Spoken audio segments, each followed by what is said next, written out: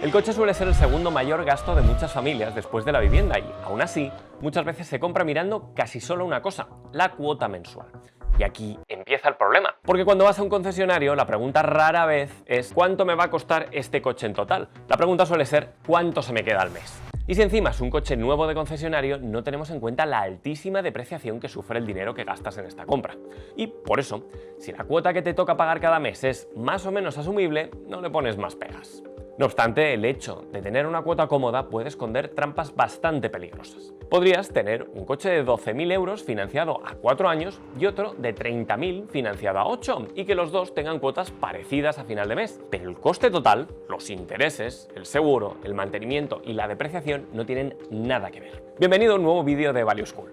En el vídeo de esta semana vamos a intentar calcular qué coche te puedes permitir de verdad según tu sueldo. No hagas caso a lo que te diga el comercial ni caigas en seguir tu instinto sin más. Vamos a ver cuál sería la mejor opción para ti según 3 filtros bastante sencillos. Primero, ¿cuánto debería valer el coche como máximo en relación con tus ingresos? Segundo, ¿qué condiciones tendría que cumplir una financiación para no apretarte demasiado? Y tercero, ¿cuánto te cuesta realmente el coche cada mes cuando incluyes seguro, gasolina, mantenimiento, impuestos, ITV y todo lo demás? Vamos a ello. Antes de entrar en las reglas, conviene repasar rápido las 3 formas más habituales de comprar o usar un coche. La primera es pagar al contado. Pagas el precio completo de golpe, no tienes cuotas, no pagas intereses y el coche es tuyo desde el primer día. Financiera y psicológicamente es la opción más correcta, porque no arrastras deuda y sabes exactamente cuánto te ha costado. La parte negativa es que inmovilizas bastante capital de golpe. Si pagas 15.000 o 20.000 euros al contado, ese dinero ya no está disponible para invertirlo, para tu fondo de emergencia o para otras decisiones importantes. La segunda opción es financiar.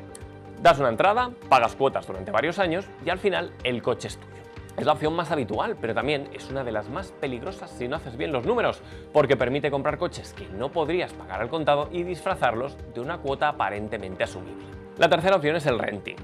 Aquí pagas una cuota por usar el coche, normalmente con seguro y mantenimiento incluidos, pero el coche no es tuyo. Al final del contrato lo devuelves. Puede tener sentido para empresas o autónomos por cuestiones fiscales o por comodidad, pero para un particular no siempre compensa. Depende mucho del precio, del uso que le des, de si valoras cambiar de coche cada pocos años y de si realmente estás comparando contra una compra con condiciones favorables para ti. Dicho esto, vamos a lo importante. ¿Qué coche puedes permitirte? Una primera referencia bastante útil es que el valor total de tus vehículos no debería superar aproximadamente el 50% de tus ingresos anuales. No tiene por qué ser una regla estricta, pero te va a poner un límite bastante razonable para no cometer una irresponsabilidad financiera que te lastre durante más años de la cuenta. Si ganas 24.000 euros netos al año, esta regla te diría que el valor total de tus vehículos no debería irse mucho más allá de los 12.000 euros. Si ganas 36.000 euros al año, hablaríamos de unos 18.000 euros. Y si ganas unos 50.000 euros, de unos 25.000. La regla no es perfecta. Si el coche es familiar y se paga con 2 sueldos, puede tener sentido hacer el cálculo con los 2 ingresos. Si necesitas el coche para trabajar y tiene que cumplir con ciertas condiciones, también puedes salirte de este porcentaje de referencia. Eso sí, si ganas 24.000 euros al año y estás pensando en un coche de 30.000, estarías metiéndote en un problema cuando tienes opciones bastante más económicas de ocasión o de segunda mano que encajarían en tu presupuesto. Y con esto no quiero demonizar los coches, muchas veces son más que necesarios como transporte para el trabajo o para la familia, especialmente si vives en la periferia o en ciertos municipios. Pero una cosa es invertir en movilidad y otra es gastar una cantidad enorme de tu patrimonio en un activo que pierde valor cada año y que no te puedes permitir. La razón por la que la regla que hemos mencionado antes tiene sentido es la depreciación. Un coche no es como una cartera de inversión. Normalmente no compras un coche esperando que valga más dentro de 10 años. Lo compras sabiendo que va a valer menos. Y en un coche nuevo, la parte más dura de esa pérdida suele venir al principio.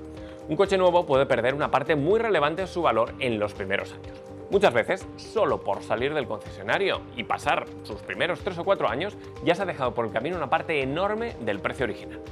Y esto es importante, porque una parte de lo que pagas al comprar nuevo no tiene nada que ver con la funcionalidad o propósito del coche, sino con estrenar un modelo nuevo. Imagina un coche nuevo de 25.000 euros. Al cabo de unos años puede moverse cerca de la mitad de ese valor, dependiendo del modelo, los kilómetros, la marca y el estado. Pero a partir de cierto punto, la caída suele suavizarse. El coche sigue perdiendo valor, pero no al mismo ritmo que al principio. Por eso, para muchas personas, un coche de segunda mano de 3, 4 o 5 años puede ser una decisión mucho más sensata.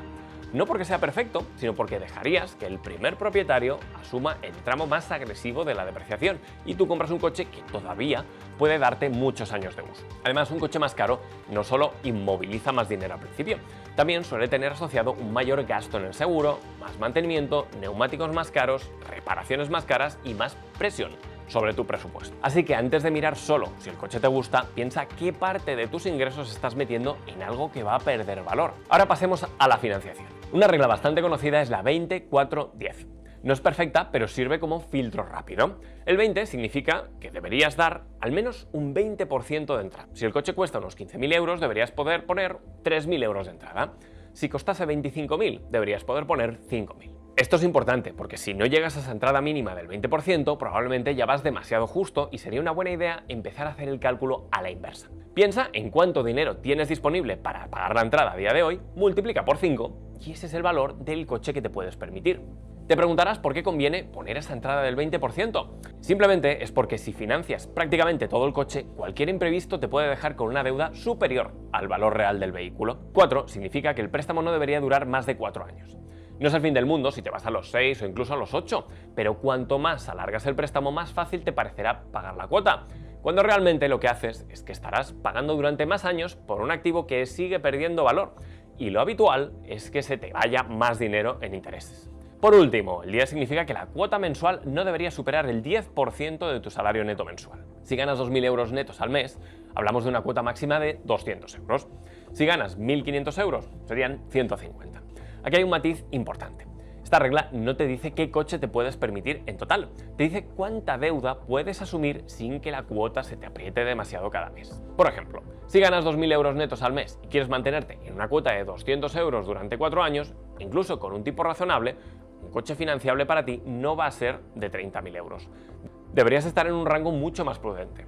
No sé qué opinarás de esta regla, pero debería servir para que no tomes una decisión a ciegas y evitar el error que suele cometer casi todo el mundo a la hora de comprar su coche. Porque una financiación a un mayor plazo permite que un coche caro parezca asequible, pero eso no lo hace barato, solo reparte el problema durante más años. Ahora viene la parte que más suele ignorarse. El coche no es solo la cuota de financiación. De cara a nuestras finanzas personales, además de la cuota debemos pensar en el coste que supone el seguro, la gasolina, el mantenimiento, los neumáticos, la ITV, el impuesto de circulación, las reparaciones, el aparcamiento si lo pagas, los peajes si los usas y todos esos gastos que aparecen con el uso del coche. Por eso una referencia útil es mirar cuánto representa todo el coste del coche sobre tu presupuesto mensual. Como orientación, podrías intentar que no supere el 10% de tus ingresos netos mensuales, aunque luego habrá casos donde tenga sentido más o menos. Vamos con el ejemplo de alguien que gana 2.000 euros netos al mes. El 10% son 200 euros. Ahora vamos a ir añadiendo el resto de gastos. Seguro, pongamos 50 euros al mes. Gasolina, 100 euros al mes, que puede ser poco o mucho según el uso. Mantenimiento, revisiones, neumáticos y pequeñas reparaciones, otros 50 euros al mes de media. Impuesto de circulación e ITV, pon otros 15 o 20 euros al mes. No estamos teniendo en cuenta la cuota mensual y ya con estos gastos asociados al coche que acabamos de ver estaríamos cerca de los 200 euros mensuales. ¿Entiendes el problema ahora? Si piensas solo en la cuota y dices, bueno, me lo puedo permitir con mi sueldo, la realidad del dinero que gastas en un coche no es solo que se deprecia muy rápido, sino que además te acaba saliendo más caro de lo que te parece inicialmente debido a los costes asociados.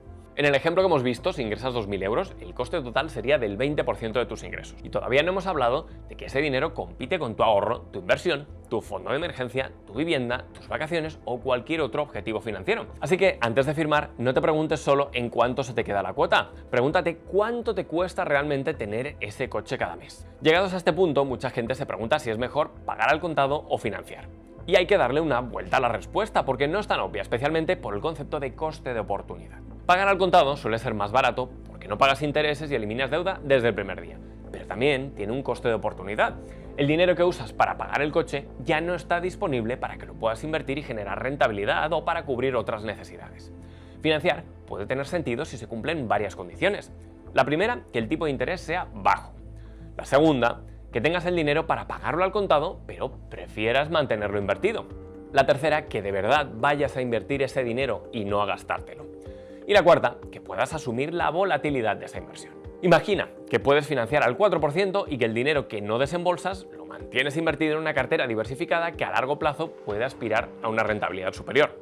Matemáticamente puede tener sentido, pero este argumento se usa fatal muchas veces. Algunos casos son: no tener suficiente dinero para la entrada, si financias simplemente para comprarte un coche más caro de la cuenta, si alargas el préstamo para que la cuota parezca más pequeña y asumible, o si el dinero que no pagas al contado se te va en otros gastos en vez de invertirlo. En estos casos no estarías optimizando tu capital, sino que estarías justificando deuda por motivos que financieramente no van a jugar a tu favor y vas a destruir parte de tu riqueza.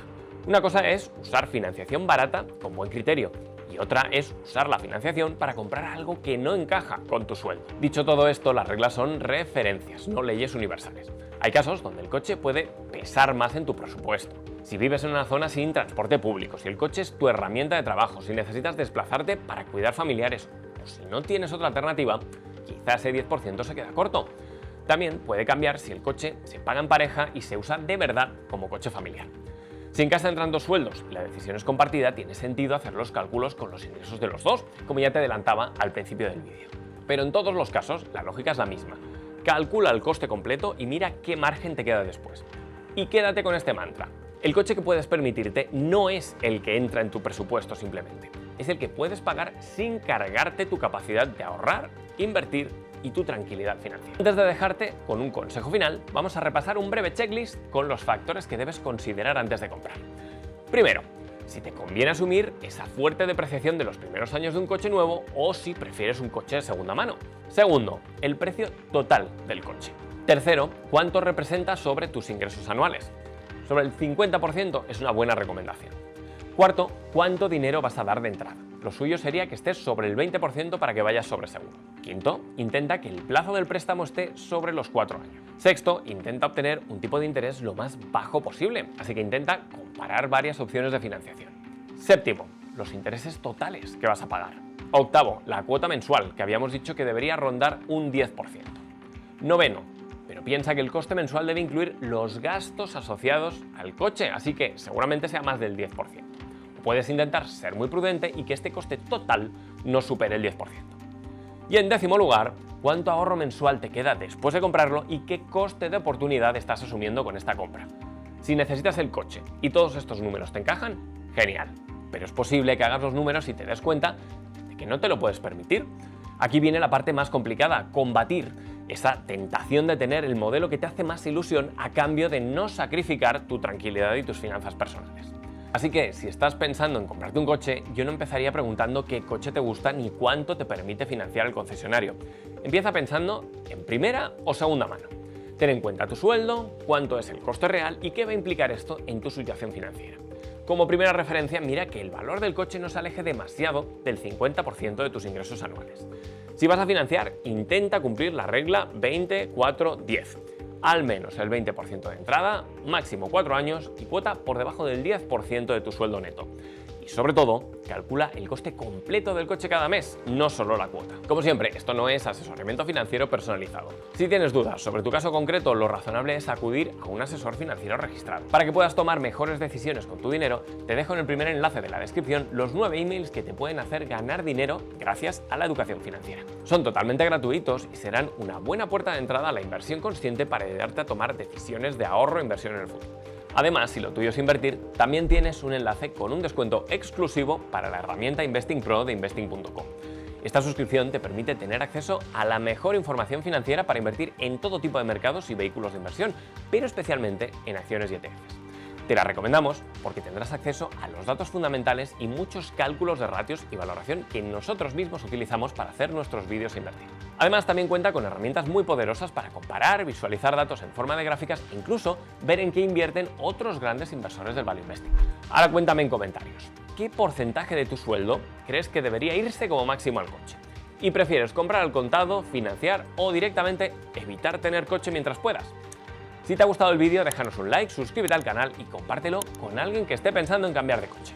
Te dejo en pantalla el último vídeo de nuestro canal en el que analizamos Broadcom, una de las empresas que más ha crecido en los últimos años. Esta empresa tecnológica tiene una posición líder en chips para centros de datos y también tiene una pata de software para empresas muy rentable. Nos vemos en el próximo vídeo, aquí en Value School. ¡Hasta la próxima!